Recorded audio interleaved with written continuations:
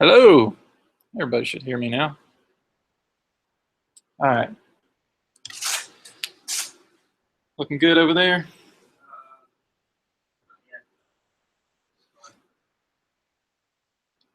One second then. Share entire screen, share. How about now?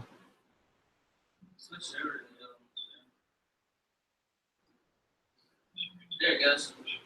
Yeah. Perfect. There you go. You're good now. Okay, perfect. Awesome. All right, good deal. Thank you all, everybody, for making it out today. Clifton, setting this up. Today I'm going to talk about TypeRocket. And so just kind of give you a perspective of what this is, how it's useful, problem it's solving, right? What's the villain in our story as you, our heroes, are conquering WordPress, right?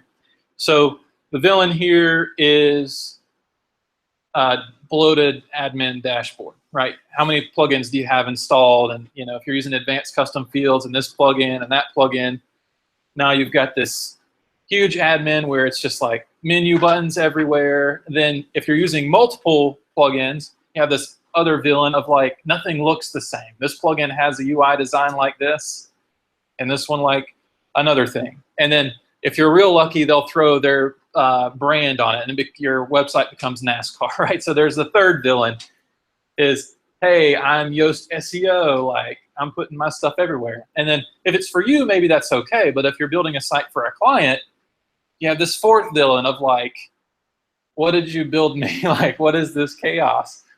So it works, and you can make all these things come together to serve a purpose, which is great. I mean, that is the goal, is to get that net result that you want.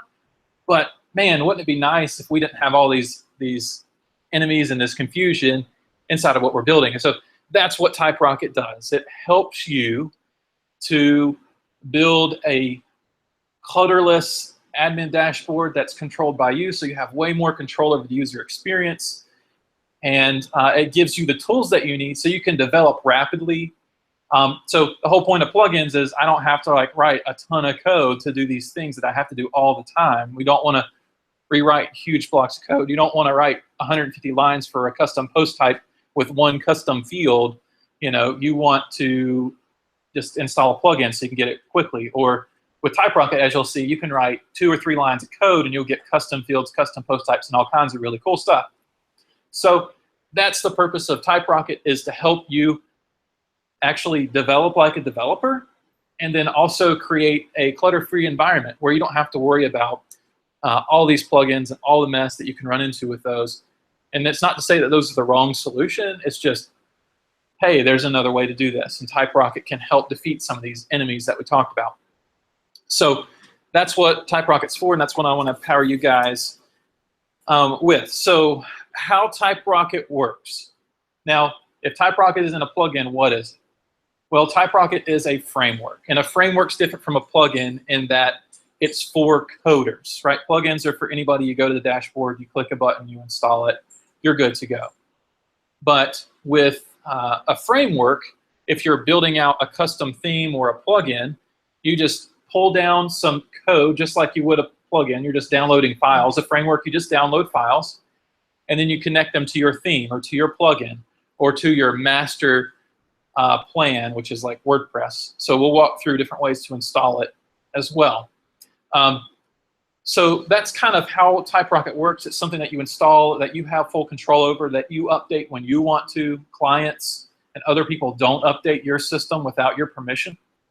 So that's another nice thing. Like if you're using a plugin that's controlling your design and your content of your site, and then a year later, let's say if you build a client site, they click that update button. Ooh, the new big bad version, I want that. They click it, and then it just kind of falls apart really quick. And then they're calling you saying, hey, I know I paid you for this like a whole year ago, but it's broken now. Right? And then you have to have that awkward conversation of, well, you're not really under support anymore. You got to pay me to fix this. They're like, well, why didn't you make this so I don't blow it up? So that's what we want to do. That's part of how TypeRocket works, is You control when it gets updated.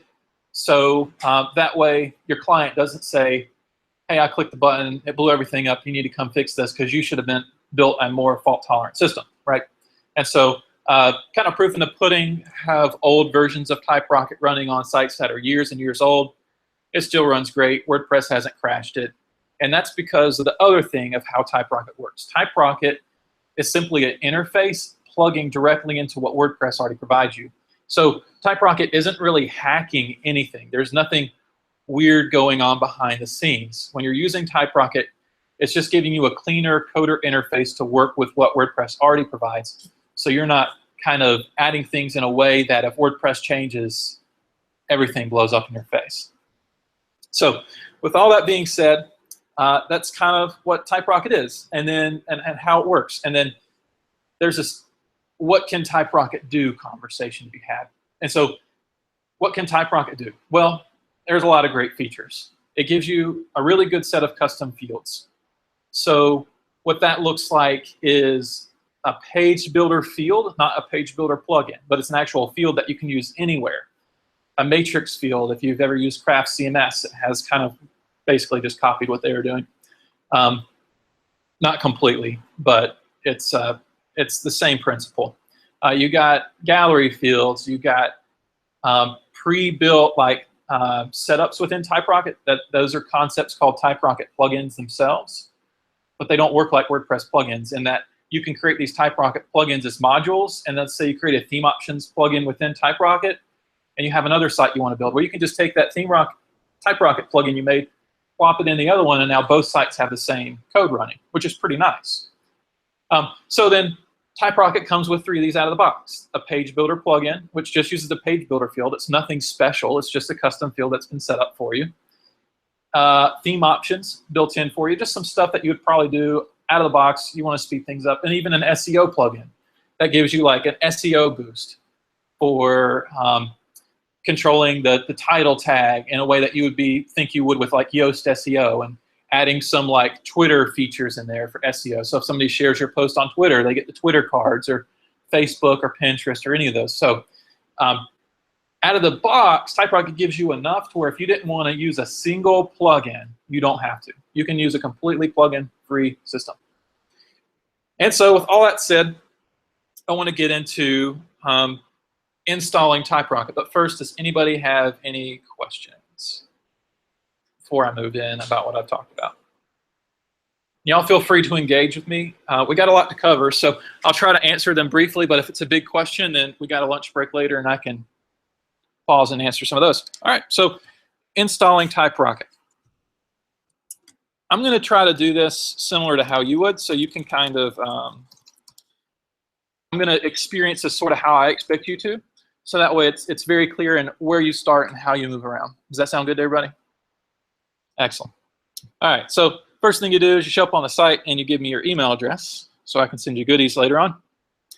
All right, so the first thing you want to do is over here, click on this Install Guide button. And there are 3 ways to install TypeRocket. Okay, if I go to theme installation here, I've got a video to show you how to do TypeRocket theme installation. Now, some notes about theme installation. It's not specific to the 2017 WordPress theme. You can install TypeRocket on any theme that you build. It's pretty simple. You have to have this thing called Composer.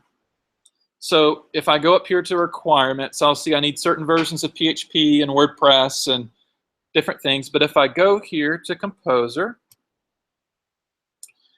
I'll see that Composer is just like this little command line tool, right? And so now I need this other tool to use WordPress, or TypeRocket. This is already getting frustrating. Like, I'm ready to run away. Don't run away quite yet. When I first heard about these command line tools, I had never used them before, and I was like, okay, I just like clicking in my editor, create new file, create a new file. I don't want this command line. This is scary. What you have to understand about this command line tool, Composer is like a package dependency manager, and that's just really a lot of words to say it's a tool that you can run on the command line to download files from the internet to your project without the fuss of having to go to the web address, click on a button that says download zip files, unpack those files, copy and paste those files to the right place inside the right location in your theme, your plugin. You don't have to do that. Composer lets you run a command line tool or run a command so you can download your files instantaneously. That's all it is. It's just letting you download files. There's nothing fancy. It's just keeping you from having to click around. So downloading or installing Composer is pretty easy. They have a lot of really good resources here. If you're on a Mac or anything, you can use this asset here. You just run these commands if you have PHP installed, and it'll download and get Composer right there installed for you. Let me go back to the home page here. I believe under Getting Started, there's this other section of installation. So you can follow these instructions as well. But essentially, you just download a little tool, and it's going to give you this command line tool. So let me do that. I'm going to go to my command line tool here. And this is Terminal. Everybody familiar with Terminal, what this is? Anybody need help on that at all? Okay, so Terminal here, if I do LL on my computer, it lists all my files and things. And really all that is the same as going to Finder. Oh, let me click hide here. Okay. It's the same as me going to Finder. And then if I go here, I see all my folders. Here I see I have Dropbox and downloads. If I go to my command line tool, I have downloads and Dropbox here. Everybody see that? So I'm just moving around my file system through the command line. So I'm just going to, CD means change directory. So what that means is I'm going to move around the file system. And then I just type in the names of things. So my project's under code. It's under WP Greenville. And if I'm in here, I'll list out everything. And here we can see I got some WordPress going on. And I also have this TypeRocket stuff here. So we're already knee-deep into TypeRocket. Now, for me to install TypeRocket into my theme, I'm going to go to WordPress here. I'm going to go WP Content Themes. And I got a theme here. So here's a really simple theme. I'm going to remove this old TypeRocket folder. And that's how you can rm-rf space in the name of the folder. That'll delete your folder. Be very careful with that, because if you don't know what you're doing, you can literally delete your entire computer. So I don't want to do that.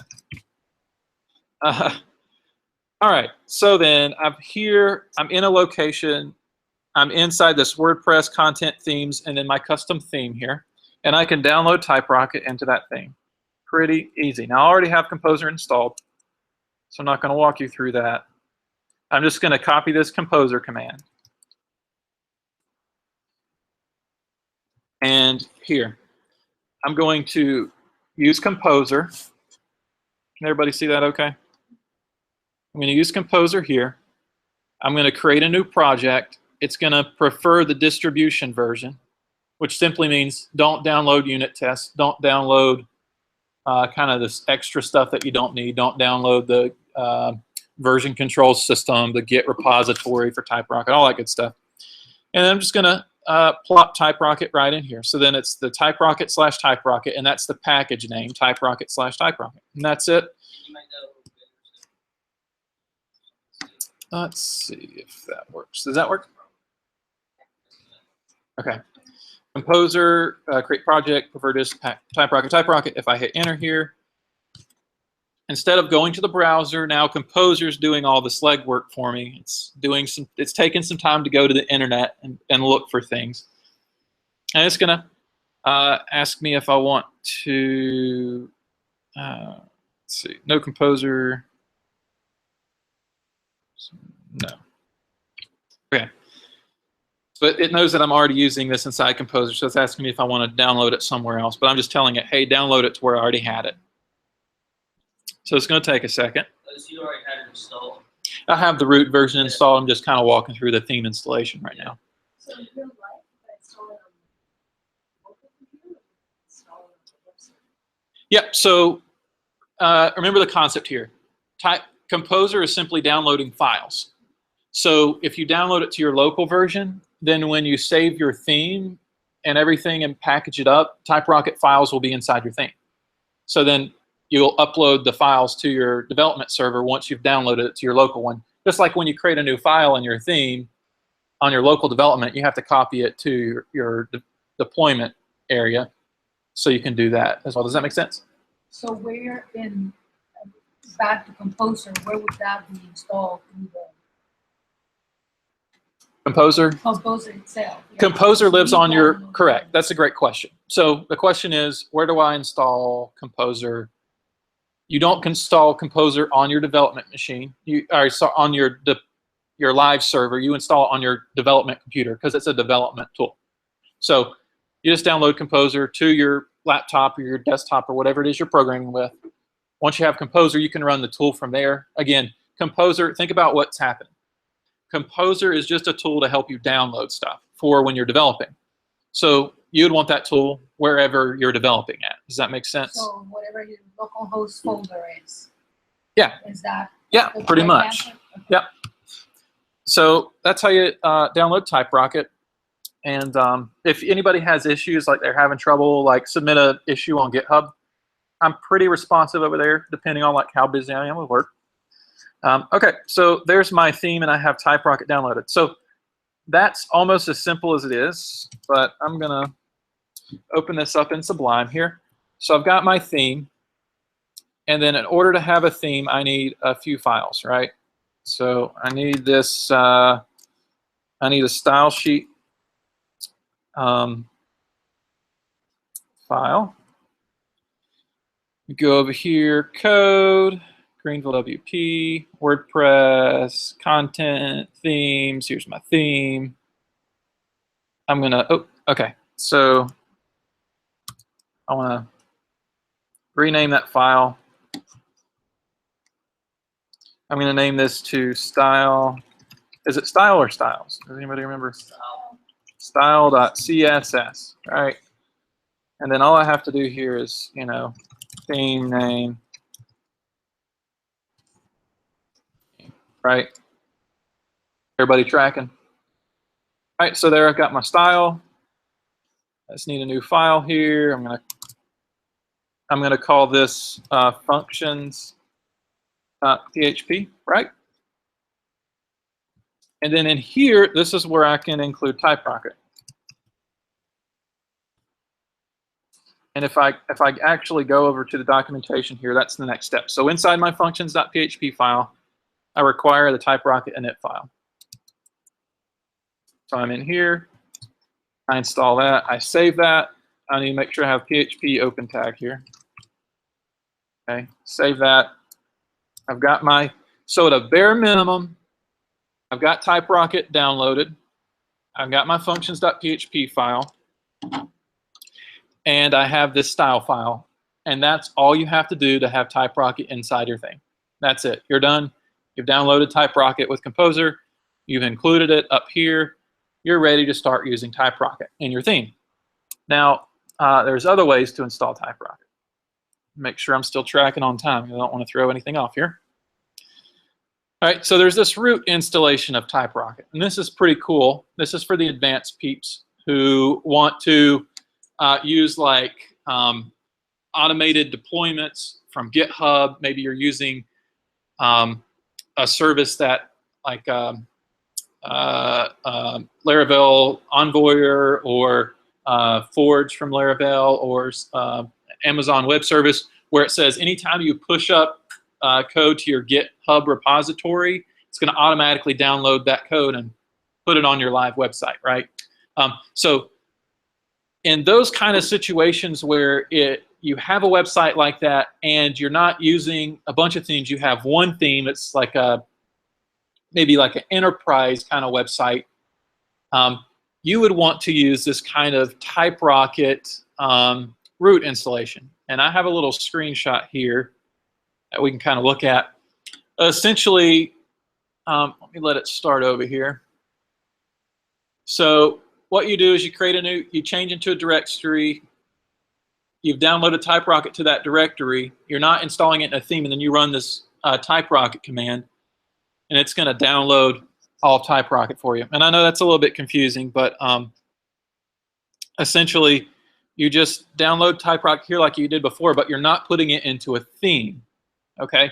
You're just creating a new directory like where you would put WordPress on a local development server. You would just drop it here and say, hey, Apache or whatever, WAMP or MAMP or whatever it is. You say, hey, here's that WordPress directory, point to that and load it up.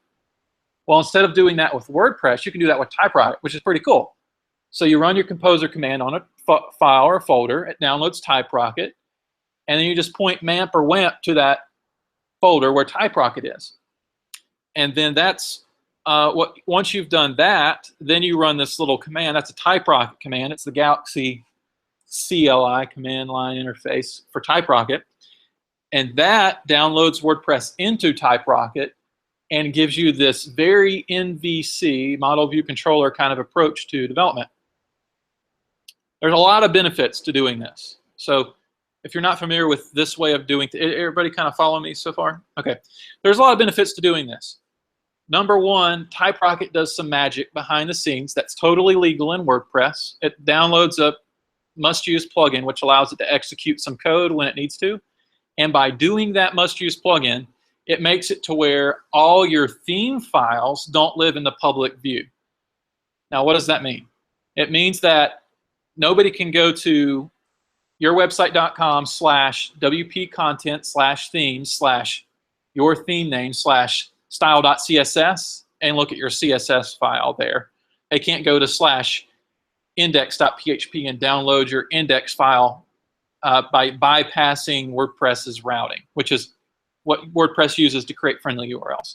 So this is a pretty cool feature if you need an extra level of security and you don't want to do all these hacks in order to kind of protect yourself against this kind of public browsing. So TypeRocket opens up that door for you and allowing you to develop in a very enclosed system, and it's very, very nice to have that option. So that's what root installation is. And that's it.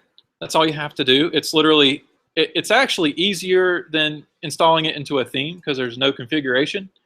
You just composer, download TypeRocket, and then you use the Galaxy command to install your site, which is pretty incredible. There's this third way to install it, which I'm not going to cover in depth, but if you wanted to use TypeRocket inside of your plugin. Now, reason for this, a lot of times you don't want your custom post types, your custom fields to actually live in your theme, because let's say you have 3 themes and you want to switch between the themes, but you don't want to lose all your custom post types, right? That's a pretty common use case. Now, granted, all 3 of those themes have to be set up for your specific post types. I've never really seen a situation personally where you installed all these custom post types into a plugin and then you switched themes and it all just worked anyways. I've never really seen that work. So installing it into a theme, I kind of think is totally fine. WordPress wants you to put post types and that kind of thing into plugins, so you can do that. But if you just feel like you have to use TypeRocket inside of a plugin, there's a configuration page for that, and there's specific configurations that you have to set up for that. But essentially, you just need to tell TypeRocket where your plugin, when you install it into a plugin, the path changes for the JavaScript and the CSS files because it's not in the themes directory, it's in the plugins directory. So you just have to let TypeRocket know. But once you've done that, you've got TypeRocket installed in your plugin. So you can install it in 3 ways. Inside your theme, as the root of your project. So that means instead of using WordPress as the root and pointing your server to WordPress, you can point it to TypeRocket, which is what we're going to use for our demo today because it's the funnest, I think. And then on top of that, you can install it inside of a plugin.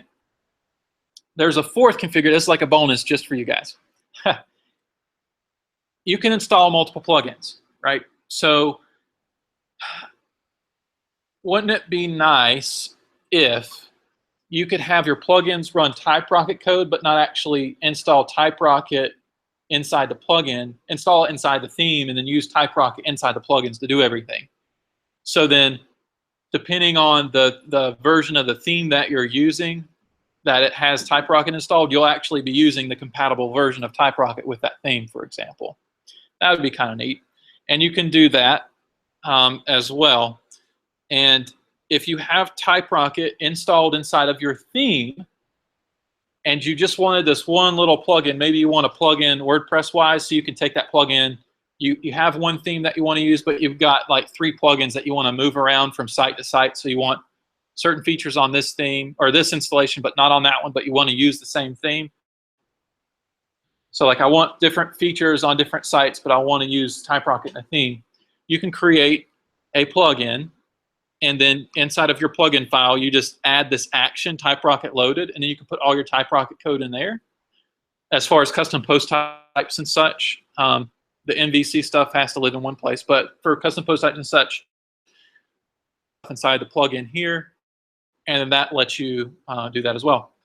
So very, very flexible system. So with all of these different options that you gave us, Yes. will all of them be able to Right. So the root installation is probably the most secure. Now, I want to be clear about one thing, is WordPress is secure out of the box. TypeRocket doesn't make quote unquote WordPress more secure. At the end of the day, when you build a theme for yourself, if you goof up, that's where the security flaw lives, right? So when you do the root installation of TypeRocket, what that does is if you goofed up at a certain level, it doesn't prevent all your goofing, right? But if you goofed up just a little bit, it kind of can compensate for you if you have it installed that way.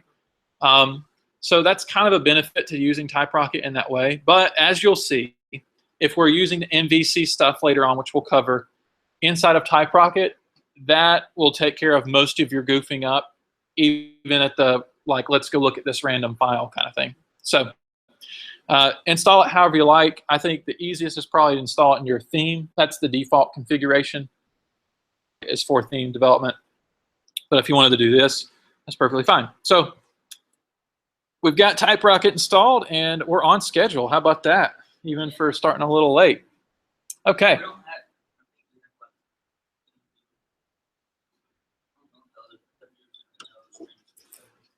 So I've got 1 hour to cover post types, taxonomies, mega boxes, user profiles, comments, dashboard widgets, and custom fields. Sound pretty good? Everybody excited about that? Is this where we want to go, or we want to hang out in installation land and never do anything?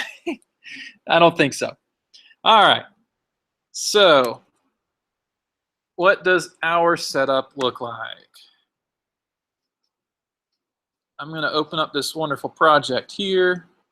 Everybody enjoying this so far? Been good? Yeah? All right, energized.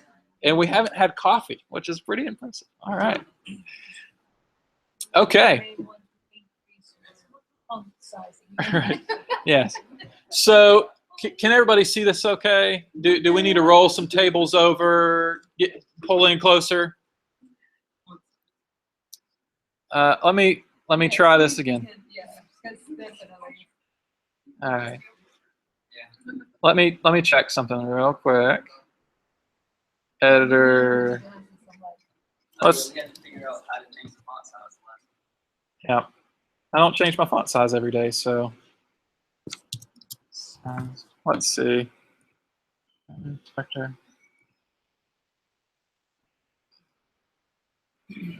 I think I'm in the wrong settings. All right. Preferences. Here we go. Font size. All right, font size 16. I'm going to make that 18. Ooh, I don't know. Does that look pretty good right there? I mean, that's a pretty good size. Yeah, I don't know if I can mess with the UI so much, but I think we're going to live in the code mostly, so I'm not going to worry too much about the UI. Is that okay with everybody?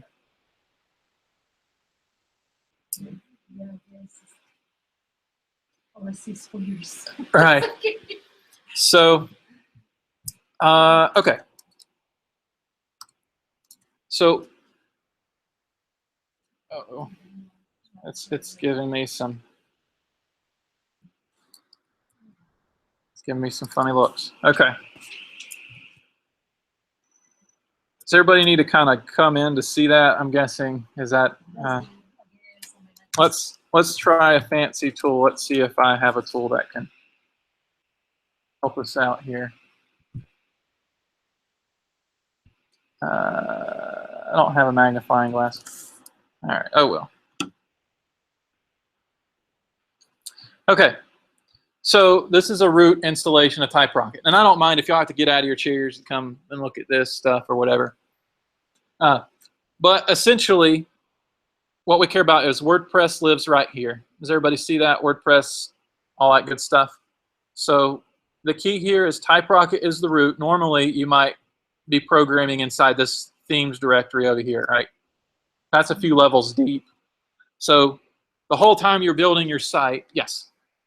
So I did the theme installation, Mm-hmm. and I got the TypeRocket folder, app config, plugins, resources, vendor, WordPress folders. Correct. And I looked at yours. Yours is different, but in the WordPress folder, there's not much anything in there but Correct. assets. Correct. So it's a different installation. So Different installation because it's in a theme. Correct.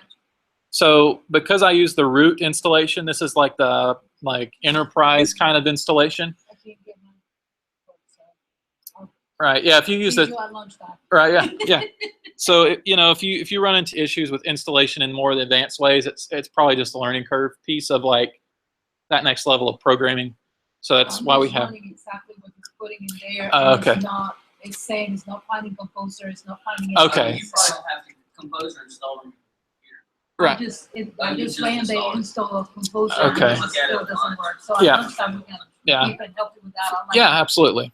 For anybody who's using Composer, there's a composer.far file, and there's a global installation of Composer. You probably need the global installation to do what the instructions say, but I can help you at the lunchtime. Okay.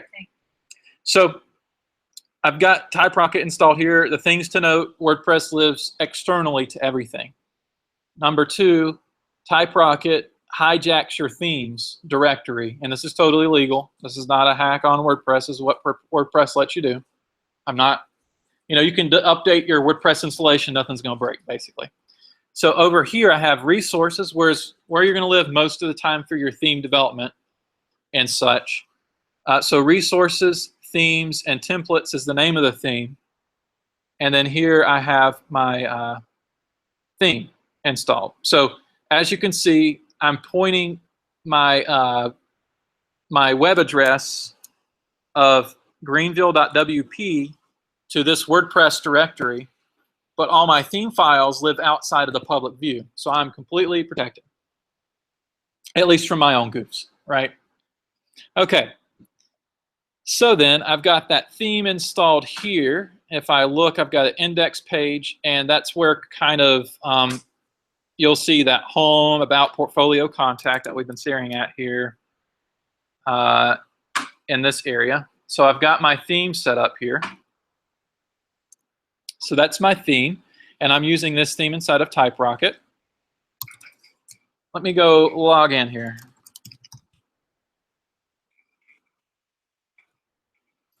All right, so I've got WordPress installed. This is the initial screen. And I'll see there's this new little dev thing down here on the WordPress admin. So I can click on that, kind of look at this new stuff. So this is a TypeRocket plugin that's going to help you develop post types. It lets you kind of see the icons that we can use for post types, for example. If I go here into appearances, I've got theme options. I've got my posts. If I look at my posts, hello world, if I edit that, I've got that SEO plugin down here. And if I look at this hello world down here, TypeRocket, you can see it's changing as a type. So this is kind of a nice little TypeRocket plugin for SEO. If I go to pages, at this page here, you'll see I have a builder plugin installed that TypeRocket comes with. If I click on builder, I can add new components, and I've got all these components already installed that I've set up for this demo. So these don't come out of the box, but for the demo purposes, I've got you going here. So I can build kind of this web page. Let's say I want the banner to be first on the page, and I want an about section underneath that, and I want some reviews after that. And then if I want to move those components in my page around, I can do that. And thing to note here, this is simply a TypeRocket field. This is not like a special, it's set up in a plugin way, but this is just a custom field added to this post type. So That's pretty nice. All right, so those are kind of the nice little features that come out of the box with TypeRocket, but let's get into this post types taxonomy stuff. Everybody excited about that? All right, not a lot of cheers. All right, so inside the functions.php file.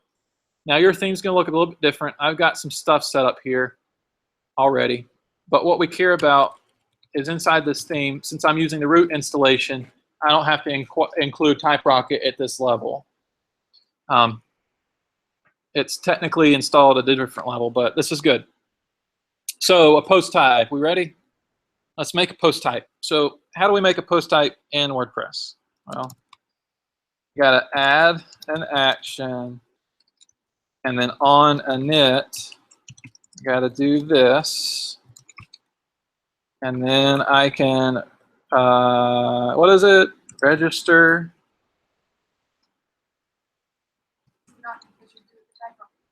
That's right. All right, register post type, and I want one called book, right? So let's look at doing this the WordPress way. Refresh this page. What? What? Didn't do anything. Okay, well, I must have to have some special stuff in here. Let me set it to public, right? And you may have noticed while I'm coding here, I get like these special little looking arrow things and whatnot. That's the same as equals and arrow without the space. I just have a special font installed that makes it easier to read, so it kind of gets rid of the spacing between certain characters. So don't think of this as like some kind of special character. You know, if I just add a space here, it's just the equals and an arrow. All right. So I'm going to save that. Let's see if we're making any progress on this WordPress post type. Okay, now we got posts. We don't have books. All right, what do we register? Book. We got this post thing. What in the world? Okay, so we can already tell doing this with WordPress, I'm adding 3 lines. I have to know what action to use, the init action, right? This is a mess. So how about we do this? tr post type book. One line of code. I'm not using any hooks. Refresh the page. Books. I didn't type in books. I just typed in book, didn't I? So it pluralizes everything for me. Right here. There it is. Thank you. Books. You type in books. Does it make it books with an S on it? It should not. But that's the thing. You have singular and plural options for TypeRocket. And this is specifically for registering your post type. If you want to use international, like localization, and make it to where you can use different languages, you have to configure your labels separately. But for most people, it's going to be on one site with one language most of the time for the admin. So if I wanted to do book and then, you know, let's say book X, right, for my plural name, refresh this page. Now it says book X, right? So that's pretty easy. Now, adding an icon for a custom post type in WordPress can be a little confusing sometimes. But if I wanted to set a custom icon for this specific post type, save it as a book here, refresh that page. Now I got a custom book icon. So still one line of code. I'm using some object-oriented stuff. It's just arrow. And that lets me basically chain methods against each other. So think of a method as the exact same thing as a function, but methods are for objects. And so by doing that, I can chain methods together and create these objects. Now, if I don't like that book icon, this is where the dev section comes into play. I can go over here to dev. And I can say, let me look at book. Okay, I got a few options for books, right? I can use this bookmark over here. I like that one better. So I'm going to use this bookmarks icon. I'll put that name in there. Everybody tracking with me? Everything makes sense? All right. I'm going to refresh this. And I got this bookmarks, books area. All right. I'm going to add a new book. Now it says enter title here. Well, what does title mean? The title of the author? The title of the book?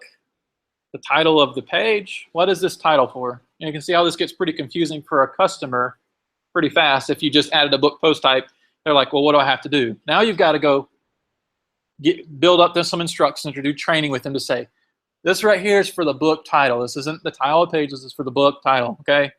Everybody, all the clients, anybody using the site? Well, it would be real nice if I could set that placeholder, title placeholder text to enter book title. So now I can just skip that whole bit of training here. All right. So I'm going to refresh this page, enter book title here, and that placeholder. So now that's one less thing the client has to think about, I have to think about or remember. But as you can see, this one line of code, we've done a lot with this one line of code, but let's clean it up a little bit. I can put these on separate lines and kind of have fun here. Okay. So we've got this post type, we've got this custom icon, this custom placeholder text, but I really want my own custom fields going on here. So what do? Maybe I want an ISBN number, you know? Maybe you want something like that. So there's a bunch of ways to do this. I'm going to do this through a meta box, though. So tr_, that's going to, if you're using like a good IDE, it gives me like access to all these TypeRocket functions. One I want is the meta box here. The meta box says it needs a name, the screen it should be on, and any settings applied to it. So I'm going to do book details. How about that? Now, here's some cool stuff I can do. Because I have a TypeRocket post type, I can actually assign that to a variable. So I can call that book, and I can call this one box. And then I can take the book and apply the box.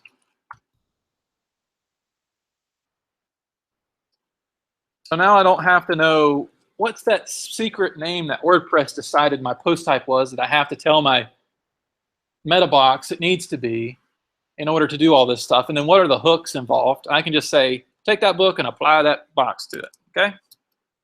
So let me do that. Refresh this page. Hey, looky there. We got a book details meta box on my book post type. So here we're blazing through. We've already got our post type. We've configured it quite a bit. And I have this meta box on the screen. Now, how do I get information inside of this meta box? Anybody guess? All right. So we could do this, but then we're creating these functions, and I might not want to create a function, right?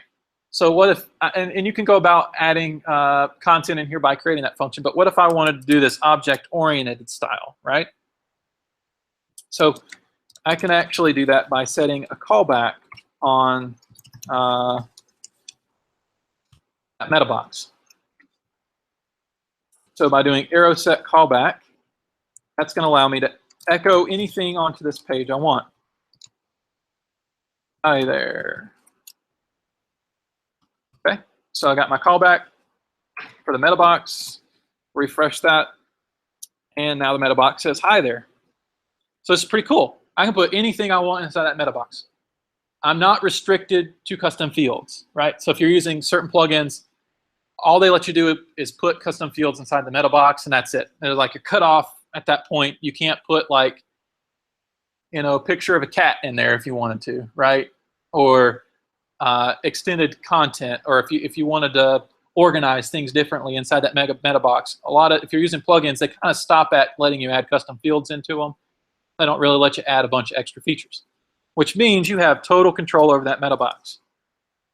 If you wanted to put your own HTML in there, let's do H1 tag, right? Heading. Refresh that. There we go. So I can go ahead and start putting information in here. That's pretty cool. But I would really like some custom fields on this post type. So the way we do that is we boot up a form object.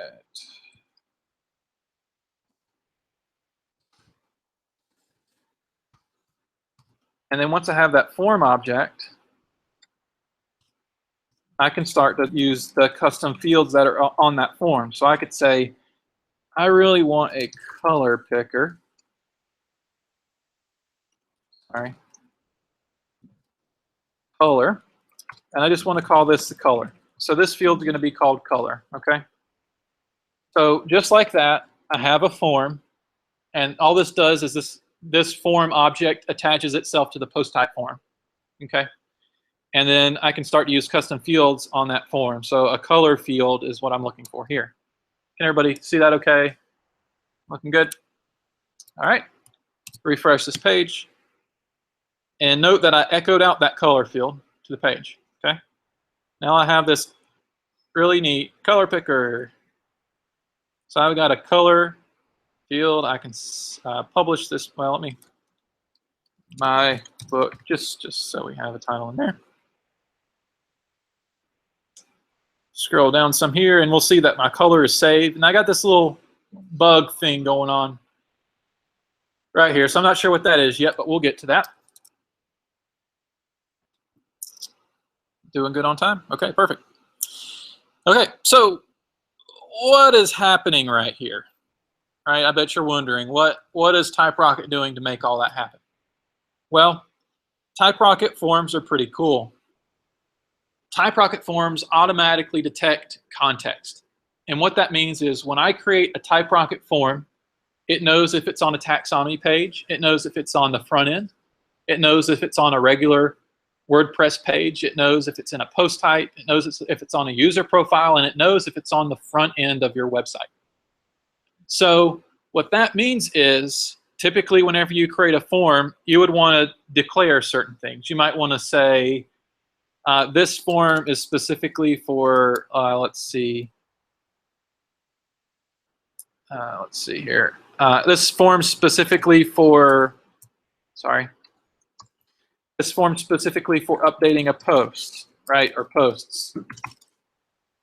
And then I want to update this post, and then it has to be of the post ID. Does that make sense to everybody? So like, normally when you create a form in some other system, like a framework per se, you have to tell that form and how it connects to custom fields. You want to say, this specific form is for updating posts. So it's for posts, I want to update it, and then which post do I want to update? Well, the post ID would be the ID of the post.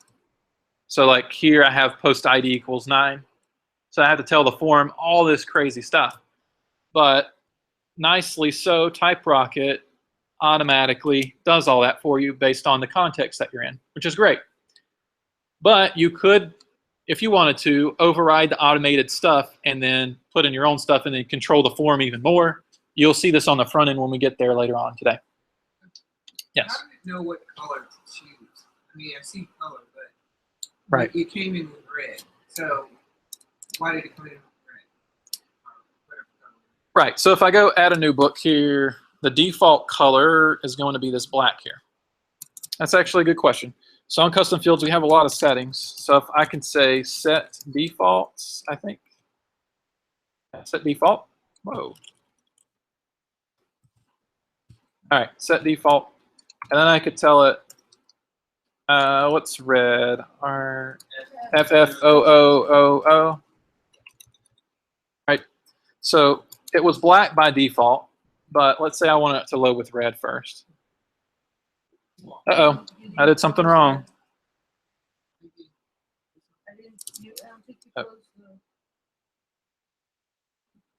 Actually, I'll tell you what I'm doing wrong here.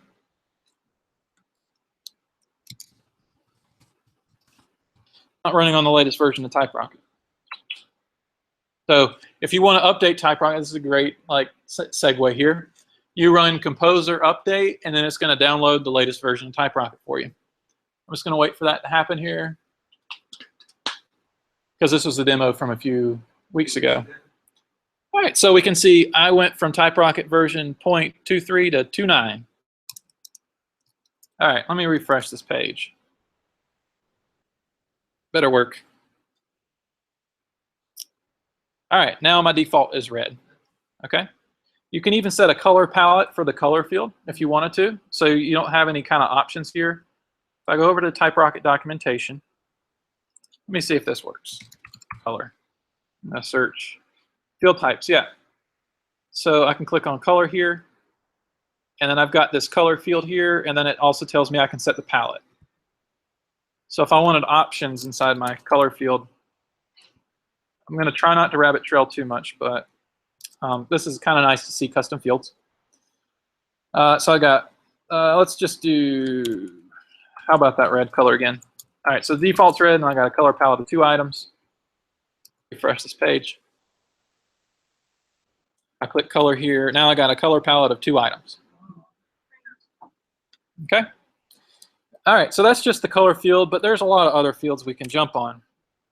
However, let's make sure we're sticking to the plan. So, number 1, we did a post type. Number 2, we did that meta box. We added a custom field to that post type. That was pretty cool. So let's look at taxonomies, and then we'll come back to some more custom fields. Sound good? All right. Now, how easy do we think this taxonomy is going to be? PR taxonomy, publisher. Now, I can apply, I think, like this, that taxonomy. Now I got a taxonomy applied to that post type, just like that. So I just keep throwing this into apply, and it's going to work out, which is pretty nice. Now, here's a benefit to TypeRocket again.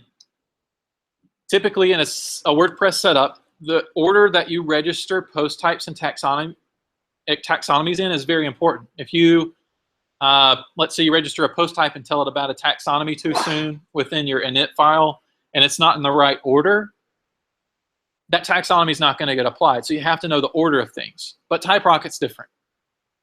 TypeRocket, you don't have to know the order of anything. You just have to be able to access it, and TypeRocket will automatically add it in at the right time for you, as long as you're using this kind of apply feature here.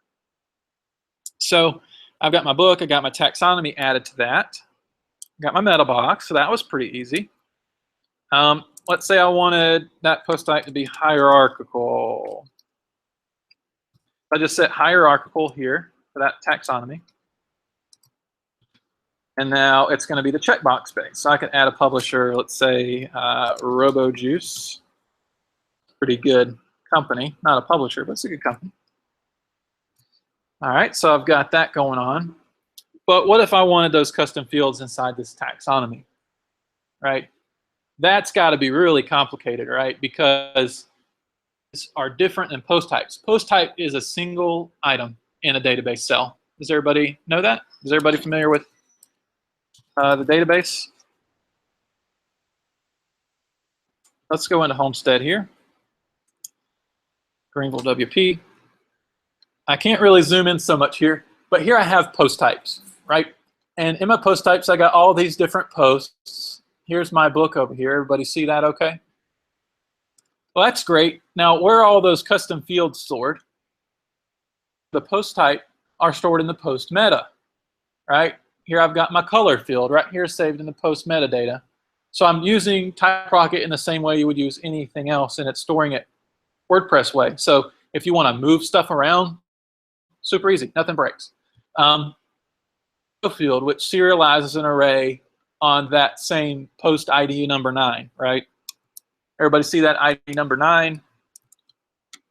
I was on, go back to my post number 9.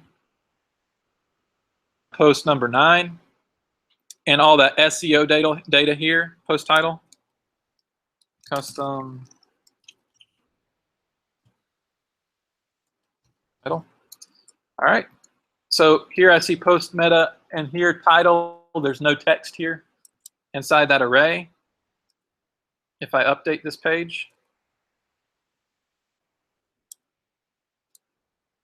and refresh this one, watch that title section. You got your eye on it?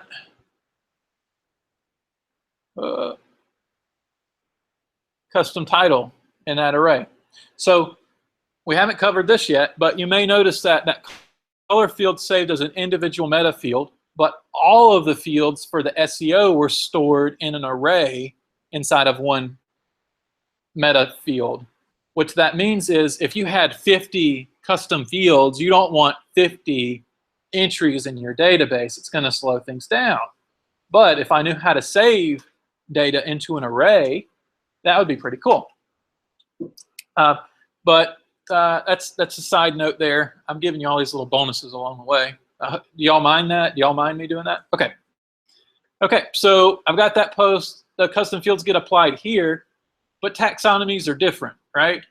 Like, there's no WP taxonomies in my database. There's WP term taxonomy.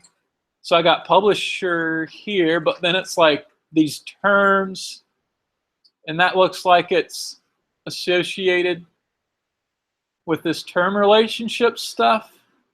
And then I got this other one over here that's robo. So there's my term. And I want to add custom fields to this term. But then the custom taxonomy of publisher is where I want to add that custom field. I don't want it to go on to category. So it's just a lot more confusing than post types. So like, how in the world are we going to add custom fields to these taxonomies? Well, to answer that question, we do this. Set main form. Do that callback we're used to. And then I'm going to do another form. Let's just do another color here. I already have that field. I'm just going to get rid of this extra stuff to simplify here.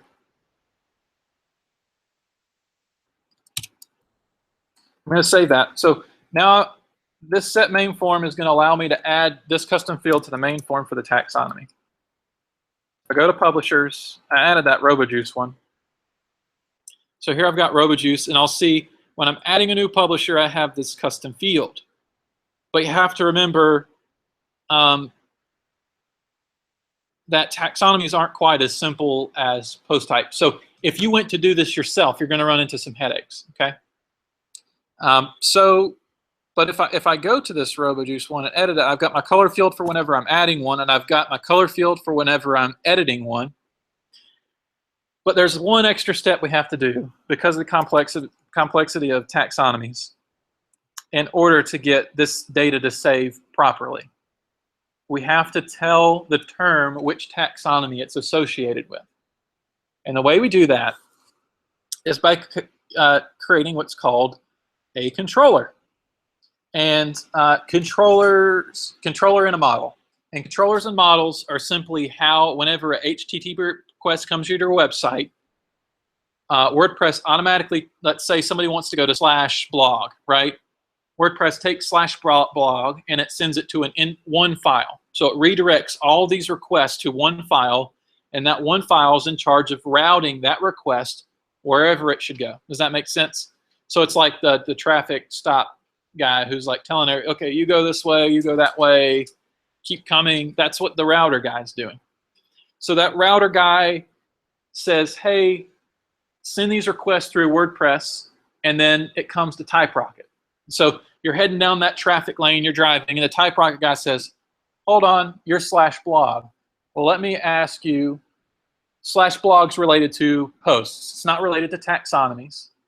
So you've got this fork in the road. You can go to options, you can go to taxonomies, you can go to posts. I see the sticker on the car, I'm TypeRocket, right?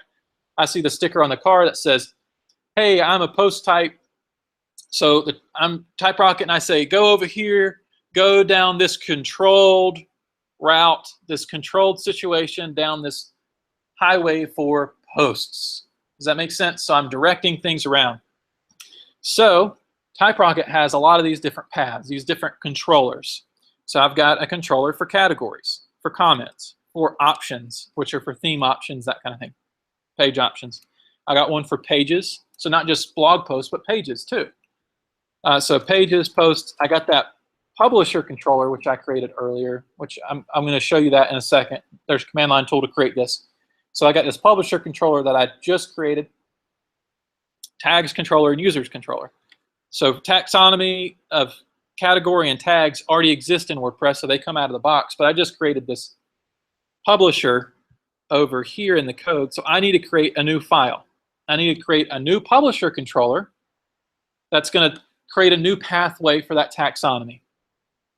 And this is also, you can add custom fields to taxonomies, which, to be honest, typically you really don't want to drive down that path too often. And I can explain that later. But it's fairly simple. Essentially, the controller is a file with about 10 lines of code, right? And then there's this other thing called models. And so models are kind of what help you.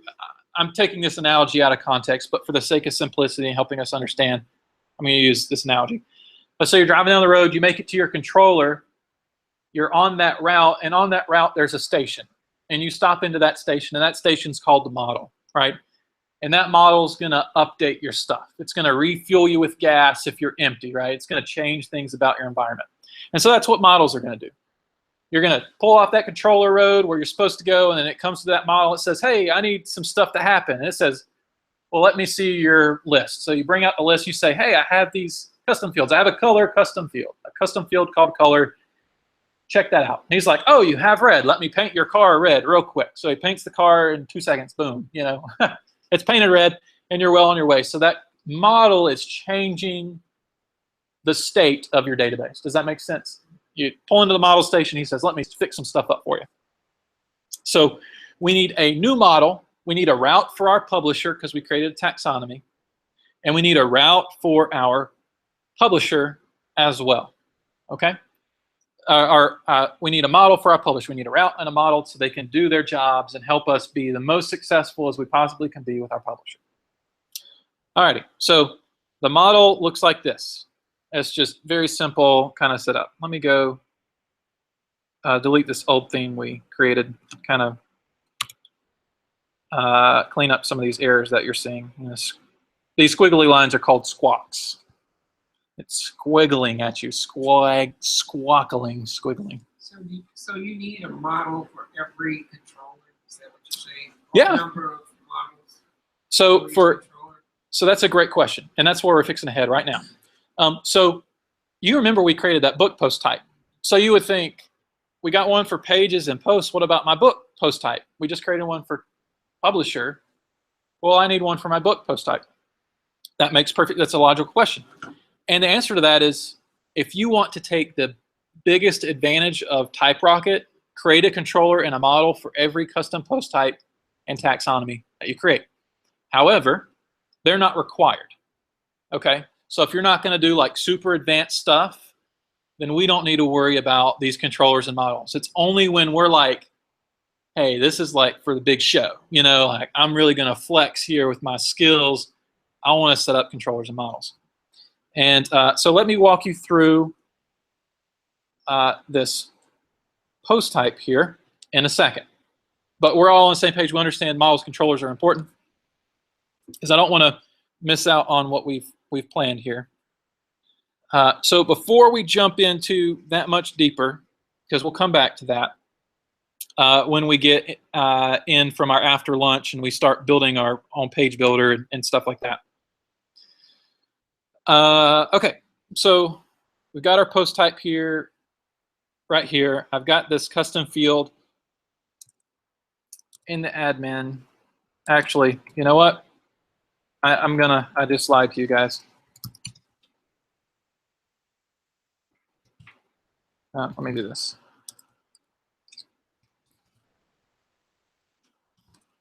Green. Okay. So you see this red thing right here? That's PHP Galaxy command. I'm going to go ahead and create a controller for my book post type, because we should do that. That's the best way to move forward. So this lets me use the PHP Galaxy command. If I just run this command, it's going to give me a list of all the commands that I can run. So here it says I can make a controller and I can make a model. Okay. I'm going to make model. I'm going to hit enter. It's going to tell me what to do next. Okay, so I'm just kind of following these commands about what I want to do. So it says I need to make a model, but I need to tell it if I want a controller with that model. I can use -c for that. So I'm going to say -c, give me a controller Then I need a directive. And that would mean what? Oh, that's what the documentation's for. So if I go under, let's see, models.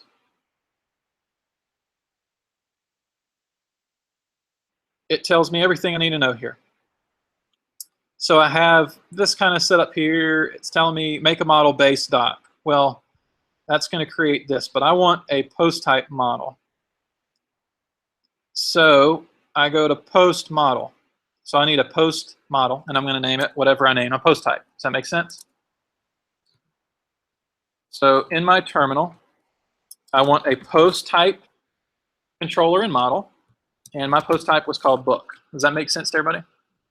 Enter. Now, this may seem fancy. It's not. It's just like Composer. It's just making files so you don't have to write 10 lines of code. You can go to the command line, write 1 line of code. It creates 2 files for you, populates it, and that's it. You can go create those files manually if you wanted to by typing that much, but why would you want to type all that code?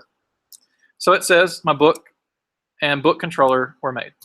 So here I've got my book controller and my book, and it automatically tells it's for the post type book. It's using the post WP post model and all that good stuff. So now I'm really set up. I'm looking good for that post type. Questions? Yeah. PHP Galaxy make model dash to add a controller.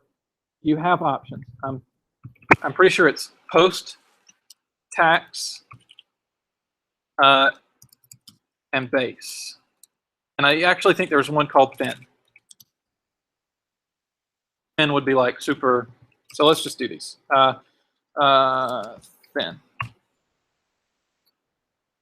See if that actually does something. Okay, so it's telling me base, post, and term are my only options. So I messed up here. That's not a big deal. So let's do term, so it's not actually tax. I'm going to recreate that publisher one, right? And it's basically going to tell me, hey, I already have these. So don't override it. So if I mess up, it's okay. It's not going to blow anything up. Right. So that is wherever this Galaxy command line tool is. So that comes with TypeRocket.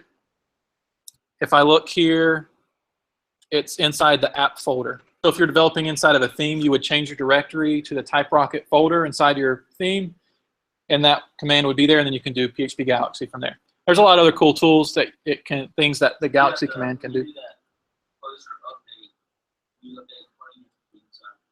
You have to be wherever your composer you have to be wherever your composer JSON file is. Okay. Everybody still tracking? Feeling pretty good? Not too overwhelmed? Because you shouldn't be. This is awesome. It's so easy. So I noticed that it named the controller, like book controller. Yes.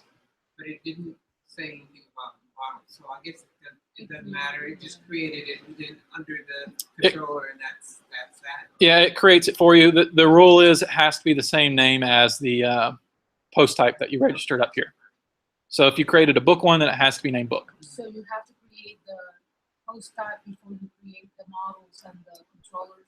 Yes, you don't have to. You can do it whatever order you want, but yeah, I would create the post type here, be set, like the idea is create your post type, get it set up how you really want it, and then go create your controllers and models when you're done developing.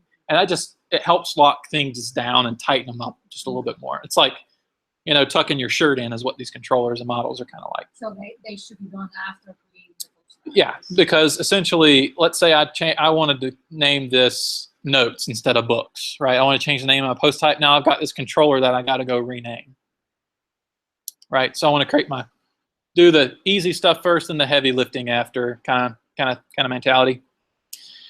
All right, so got my taxonomy custom field. I've got this color custom field. Let's do a fun one. Let's do a repeater field. I want to call this group. Who does not know what a repeater field is?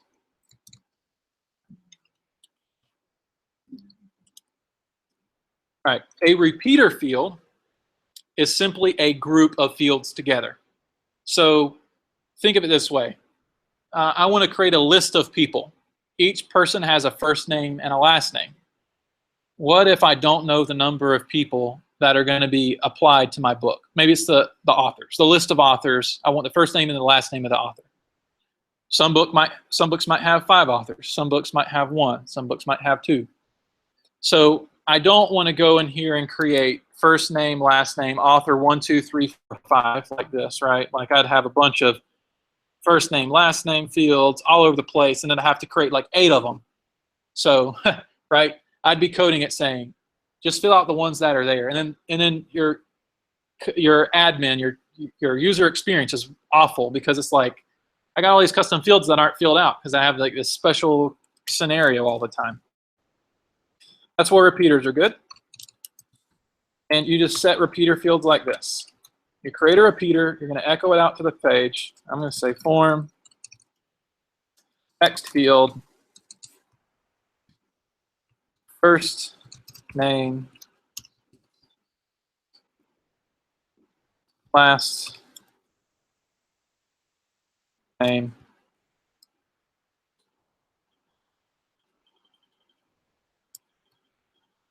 oops, and you have to put that inside of an array.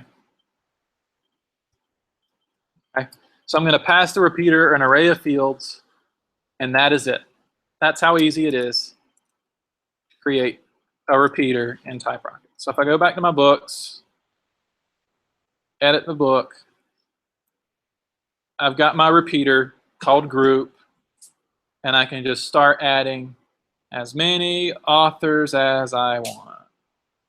And if I don't like them, I can clear them. Okay. If I wanted to move them around, I can contract them so they're easier to move around. That could be called author. That's yeah. That's just the name. Yep, that's just the name. So I want to call it author. Right. I want to call that author. Right. Let me go crazy real quick. Y'all care if I go crazy? I got first name, last name here. But I really want an image, and I want that to be the person's photo, right? And then if I refresh this page, I'm going to go fast. You're going to see some pretty cool stuff here. So I got this image field, right? But I got first name and last name on their separate line. I really want those to be on one line. So I can do form, row, copy those, put those into the row. Is that concatenating inside that one field? What's that? Every time you use the dollar form, I'm assuming that's a field. Is that concatenating So it all in one field? Whenever okay, so you created a form object and you save that form object to this form variable. Yeah, the form variable lets you access all of the fields. So the arrow simply says, get my form. The form wants to grab a custom field and stick it into the form. That's all it's doing. Does that make sense? So it is concatenating everything into that dollar form. It's not creating a string. It's not creating HTML. It's creating objects. So it's creating a list of actual field objects. Yeah. Correct. So like, for example, here, just to kind of prove this to you, I could call this the color field. And the color field, I'm going to echo. And now I'm accessing the color. So I can set all kinds of interesting settings on that color field. You know, the required field, it's a little tricky, but so there's my set palette, right? I can set the palette again if I wanted to. In this case, that form is becoming a box on the interface. It's a box with all these different tabs. Right. It's just object-oriented programming. That's, you know, are y'all familiar with that? Oh, okay. Old-fashioned object-oriented. So that's all it is. Okay, so if you remember here, I created this form row and I put the first name and the last name on the same row. So now, first name and last name are on the same row. And you'll note that my CSS is a little broken here because I updated TypeRocket, but I didn't update the CSS files. So there's an easy way to do that. If I go here to my package.json, I'll see that I'm using Node.js. And there's this thing called this gulp file. If I uncomment this, save that, and then I can run npm install. I'm going to let that run in the background. But essentially, that's going to download the TypeRocket updated CSS and stuff. So you get a new version of TypeRocket. If there's any design changes, you can use npm to add in the new design stuff too. So you can update TypeRocket very easily without having to like worry about, I got the new version, now I got to go get all this CSS and font files or whatever it is that TypeRocket needs. There's command line tools for doing all that. So you go inside and top of TypeRocket. Yeah, you go inside TypeRocket and you run npm install. Now, I don't want to do that, but let's see, maybe. Now that's only if you're doing a root install, right? Or do you do it? I'm shooting in the dark now because it gave me an error, so I don't know what I'm doing at this point. But if you had the right permissions, it would work out for you.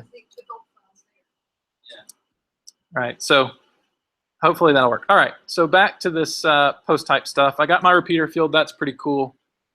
But we still need a dashboard meta box, right? Who wants a dashboard meta box? All right, everybody wants one. Okay, so I'm going to create a dash box here. I'm going to say tr meta box. I'm going to call it dashboard. And then I believe I can just set the screen.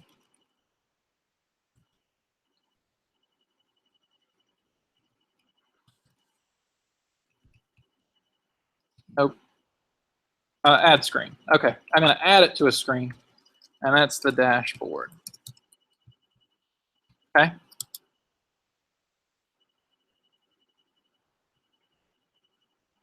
Oops. Yeah, that's right. Okay. So now I got my dashboard widget, just like that, using TypeRocket. Pretty cool. And if I wanted to get really crazy, set callback. We want some custom fields in that dashboard widget.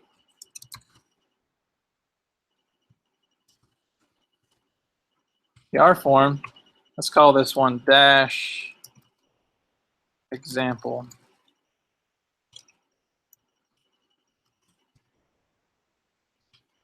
I'm going to echo out, let's say this one's going to be form text example field. Refresh this page. Okay, it says toString is throwing a problem. Okay, so this is good news. Because I'm not within any kind of, like in the post type, I'm already operating inside of a place where there's a HTML form for that post type, right? There's custom fields going on, so there's a form. But on this dashboard widget, there is no form in here at all. So you take the form, you open it up, and you echo that to the page. And I'm going to echo out this close section. Save that to the page. Probably going to give me the same error here. All right, text fields, set, get fillable fields is null. All right. So, oh, whoops. I did that wrong. That's not supposed to be anything. All right. So, okay, here we go. I put, that's supposed to be like post or something like that. So now I've got my custom field in that widget. Is that pretty cool? I mean, now we can add custom fields to the widget. but it's not going to do anything interesting, right? So this is where we can do some fun stuff. Number one, let's think. What am I trying to do here? I want this to use Ajax. Okay. So when this form gets submitted, it's going to save it as Ajax. Now, out of the box, TypeRocket saves everything to, and when you're on a page that's not a post type, it's going to save it to the WP options table. So WP options here, and we got like the blog name, all that good stuff. So technically, if I wanted to be able to edit this home name, I'm going to edit that on the dashboard, right? So under blog name, I want to edit that. So this is actually going to be blog name. Yeah, that still resides in WordPress settings. Right? Correct. So what I'm seeing here should now pop up with blog name, right? Learn TypeRocket. Oh, I did something wrong. Okay, it's one word, blog name. So I've run into a problem here. I don't want it to look like that. I want it to like have a better label. So when your custom field name does not align with what you want there, you can set a label. So now my custom field's named what it is in the database, but I can change my label to whatever I want. So now, learn TypeRocket. Hey, looking pretty good. All right. So why did you rename it? I renamed it because blog name here is the name of the setting in the database. So blog name is the name. So in order to access it, I have to use that exact same name. So you're calling blog name in the database. Correct. But what's the other one for? The label here, blog name with a space, is for the label right here. So it doesn't move on a lowercase blog name or one word. Yeah. Yes. So now I've got some custom fields going on. It's shyest thing. How about that? Now, since I'm using blog name here, so now this is becoming useful. What if I want to update my blog name all the time just because I'm weird like that, you know? Never happy with the name of my brand. Let's update it every day. All right, if I hit save, watch the top right corner of the screen because I'm using Ajax to save everything. I got an error. It says, I'm using HTML, use JSON. Oh, Use JSON. Refresh that page. Save it again. It's updated. So I'm using Ajax and I'm using the TypeRocket JSON API. So, you have notifications. and we got a notification. So it says it's saved. So let's see if this really actually worked. Learn more TypeRocket. Save that bad boy. Let me go to the database, see if it actually worked. Learn more TypeRocket. So I have a dashboard widget that I can customize my theme options with. So this would be pretty cool. Let's, well, no, we're running out of time. I got 4 minutes to show you one other thing, don't I? Dashboard widgets. User, what's that? 15 minutes? Yeah. Well, I got a time for questions. Yeah. All right. If y'all don't want questions, you just want more of this goodness, that's fine with me. All right, so how about a meta box for comments, right? So how do you add custom fields to comments? Hey, can anybody guess how we do this? We're just going to add our meta box to the screen, comments.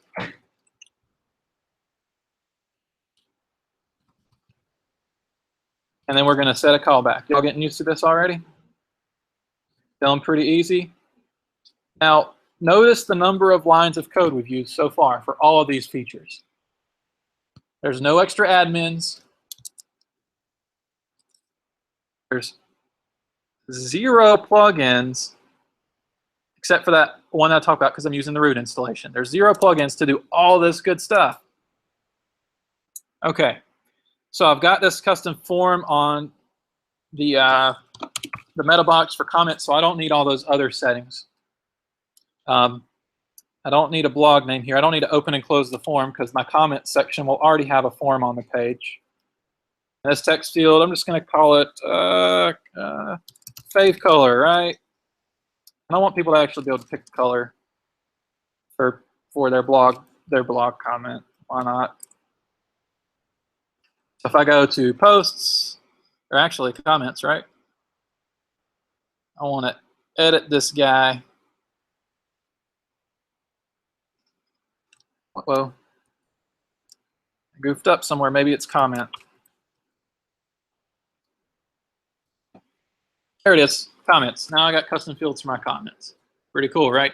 Now, getting this into the front end, I don't know if we'll have time for that today, but you know, because people don't submit their comments on the admin. But this could be really cool. Maybe you wanted to make a note about a comment, right? Or highlight what you can go back into the admin, you can tick it. Maybe you want to say this comment's sticky, right? So you can tick it in the admin and let that comment float to the top for your specific comment list. So you have admin capabilities here for comments. Be pretty cool. All right, so that's custom fields and comments. Nothing crazy going on there. Comments are very easy, not like taxonomies. All right, user profile fields. All right, so I'm going to go to the docs here. Now there's some advanced stuff, user profile fields under docs here. I want to add some custom fields to my user profile. And for this, you do have to use a hook. It's a TypeRocket hook.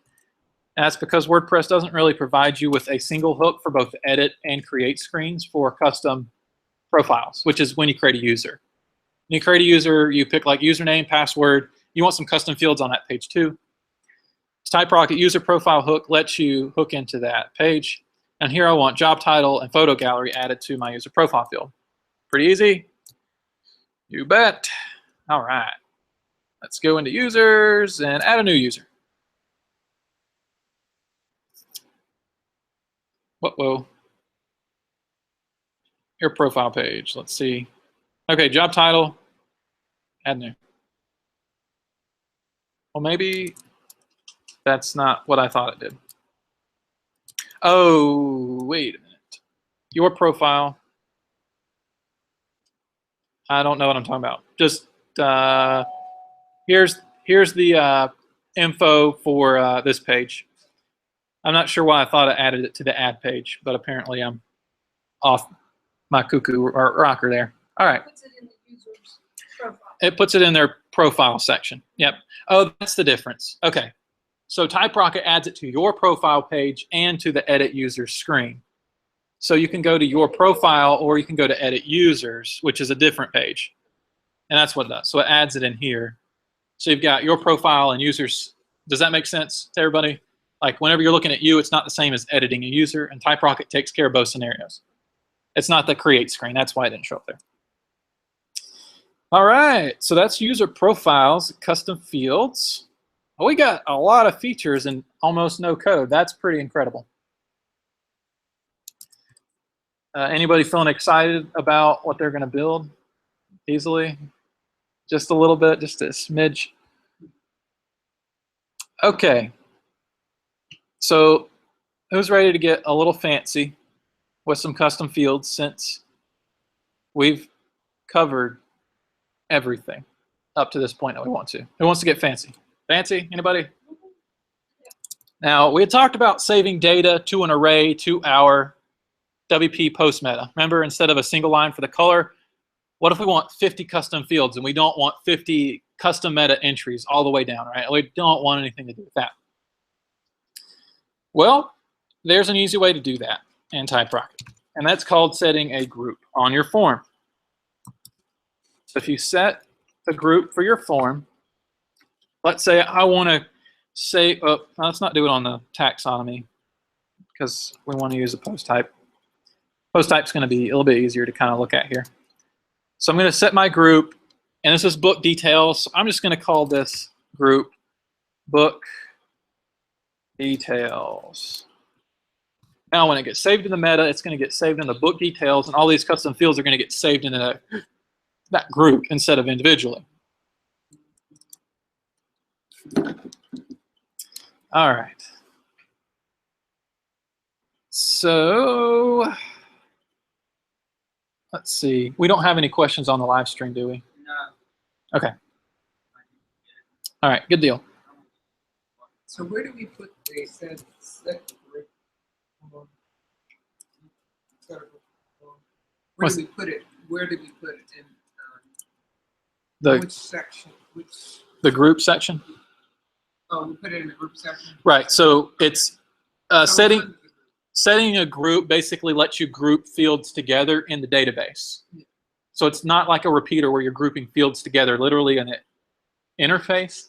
It's grouping it together in the dash in the database. So you want to do that directly onto the form, and once you've set the group on the form, it will do this grouping for you. So, for example, we have 2 fields on our post type. We did.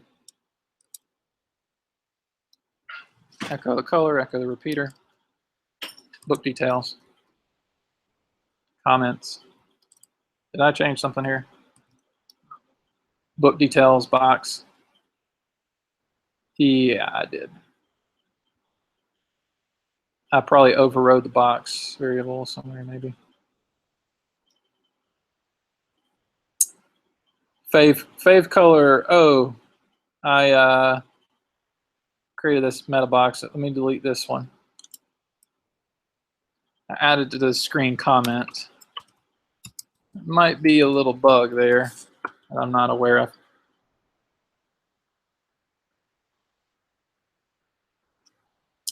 Oh, of course. I'm editing not the book post type. Okay, here we go. We're on the right post type now. That was an easy miss there. All right, so note here that it says in that little text, maybe I can zoom in some. Too much. If I scroll over here, we'll see we've got this little bug thing here, and it says book_details.color. That means that my book is going to get saved to a separate location. And then book details author. So if I, let's see here, if I save that data here, let me pick color red and update this back to the database, posts meta, we'll see book details. And then underneath that book details, I've got all that good stuff saved right there inside of an array instead of like the old color field here. Makes sense? So now, instead of having color and author and SEO and the at and the other, I can save everything in one place, nice and tight and cleaned up. That way, if, for example, I don't want book details anymore, it'd be really easy to clean up my database by deleting one field versus having to go through and delete all these other custom fields that I don't want anymore. So, which means that this array will update dynamically. And there's not like a whole lot of cleanup to do, typically.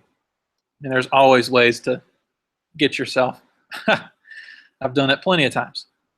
Okay, so that's that stuff. And then I had one other like really cool feature that I wanted to show you guys. Oh. What's the whole thing with the move? Custom fields user format not system. Okay, yes. Let's do that. So we got our custom post type book and we just registered it, so I need to go flush my permalinks, right? Everybody familiar with needing to do this whenever you register a post type? Mm-hmm. So I'm gonna go save my changes so my post type, my URLs can actually be populated. If I go to books here, I want to view my book. So I'm going to click view book here, and you'll see that I'm using the index.php theme file. So what I really want, ooh, whoa, going crazy, is a new PHP file called single-book, right? Because that's the name of my post type. All right, and then inside of here, I want to say while. This is the basic WordPress loop, right? Does anybody remember these? Have posts. While I have a post, get the post, and then end while here. Whoops. All right. Just to assert that the page is working. Again, I'm not adding any extra template here. This is great. So this is great. So I'm loading up that template. Does it make sense to everybody? All right, so if I wanted the post title, right, I would get some these tags here, clean that up a little bit. All right, so if I wanted the post title, I would do, I'm gonna do some, well, no, I can do the title, all right, and that's gonna load up the title. It should say like my book or something. There you go. Now, what if I want those custom fields in here? Particularly my favorite color, for example, for that specific book. Edit this. So the way we get these custom fields into the loop, click on that little bug thing that we looked at earlier, copy that, PHP, and echo it to the page. Now this isn't, I'm not sanitizing anything here, so no, don't get hacked. Now I got my custom field around the page. So you saw that little bug icon. That's what's called TypeRocket debug mode. It lets you do rapid development. So if you have a bunch of custom fields, you can just grab them all and start spitting them out to the screen. So if you wanted to make a, like, you could throw a div in there and then inline style, background color, and then throw that PHP. Correct. So let's do this, what you're talking about. Whoops, got to be inside the loop. Get crazy, Kevin. Okay, so I'm going to do color equals that. And then for this, I'm going to do style equals, that's just a shortcut way of echoing stuff, by the way. If you have it turned on your specific server, color, that's going to turn it to red. My book's now red. Image fields are a little bit different. Image fields return the attachment ID. So for example, if I've picked a photo out and I had a photo here, I selected it, which I'll clean some of this up while we're on lunch break to kind of fix some things so it's like cleaner for everybody. But that would insert the attachment ID, and then if I got that photo field, then let's just pretend like that's the ID. Do something like this. You know, WP get attachment image, and then I would just pass in that image ID for that custom field, for example, and that would put that on the page. So let me actually do that now. Because it's inside of a repeater, it saves it as an array, so it gets a little funky. But I'm just going to do it this way for right now, just so you can kind of see the image field in action, and then we'll cut for a break. Sound good? And then answer any questions you got. All right, so fresh this, insert a photo, select from files. Everybody close your eyes, don't look at me. And my my bad photos, hey, please have a photo. I don't have any photos. All right, this is what I'll do. When in doubt, use a screenshot. Yeah. All right, drop that file in there. Use that image, so it's gonna place it right here. And then here I got my code for book photo. I'm gonna copy that. And then for that, I'm gonna go back to my, where's my single? Okay, so instead of the color, actually, I'm a ornery little man right now. Get this right, ID, and I'm gonna get the photo ID. But here I can do some sanitization. I can cast that to an integer, so I make sure I always get my ID. Do that. Oh, I didn't save it, did I? All right. Up. Save it. Use that. Save it this time. All right. View that. Now I got. Can you see the image in there? All right. If I wanted to get the user field for this one, let's say I want the author. Let me actually do what I said I was going to do. TR user field, and I think, is it nice name or nickname? It's going to grab the author automatically for me. It might be. Let me just do this, because this is what you can do. I'm going to go to the user okay, user underscore nice name is what it's called in the database. So I can see it right there. So then I can just call it like that. So user field, user nice name, and that should pull in the author name for me. Boom, Kevin D's published it. So I can get any custom user profile field if I did the job title. I'll let this be it. All right, so I'm going to go back to the admin, users, edit this guy, and give him a job title of dev.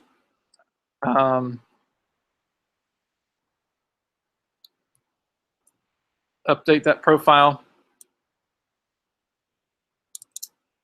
And then I'm going to use job underscore title, I believe. That should pop up dev on the screen. Should. There we go. So just like that, I can get, so like if I wanted a secret bio or like a Twitter actual like favorite tweet of mine and put it inside the user profile section or whatever it is, I can load that thing up with whatever custom fields I want for my loop. So there you go. That's the intro stuff to TypeRocket. Oh wait, can I do one more thing? One more thing. I think you're gonna like this. Because there's one thing I said I was gonna cover that I didn't. Let me close some of these things out here. Clean up my workspace just a smidge. All right, so we wanted that custom column for our post type. We never did that in the admin. So I want the custom add column. Oh. Okay, and I needed that color, right? That a color field for that post type, that red color. If I go to books, I now have my color custom column inside the database, inside the table there. So just like that, I got color in there. I can get fancy with it. If I look here, I got sort options, label options, and callback options. Whoop, whoop, whoop, whoop, bouncing all around. All right, sort, field, and callback. All right, so I want you to be able to sort it by that color. I want to actually call it color, and then I want to call back here, and that's going to send me the value. And then I'm going to actually, I think it's echo out to the screen. I'm going to echo that value. And I can sanitize it, for example, like this is in the admin, so it's probably a good idea to sanitize this. TypeRocket has sanitized utilities, and I can sanitize the hex value if I wanted to. I can do that, but I could do well. Let's try this. So let's do bold tag at nah. Anyways, you could put HTML in here and kind of customize it if you wanted to. Now if I go in here, it's sortable and it's been sanitized and it's echoing it out to screen. So I could say color hex value, and then just to kind of, I guess I should. I wanted to add some HTML in there just so you can kind of see. This would allow me to customize what gets put into that row. So that should turn bold now. It is. It's bold now. But like, for example, if you had an image field that you wanted to show up in here, how do you get the image attachment into the view and not just show the ID of the attachment image, right? Like you might want that.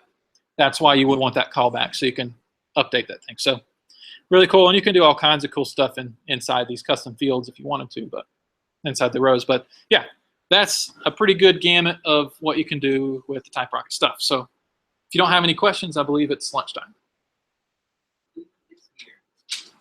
Everybody feeling good about TypeRocket? Liking it? Loving it? Who's going to use it, actually? Honest feedback? Yeah? All right.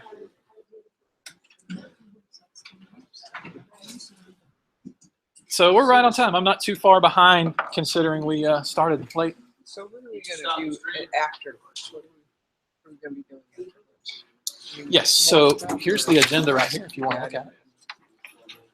Hey, can you stop the stream when you start it? Okay. I figured that would probably be cool. Stop broadcast. And then I guess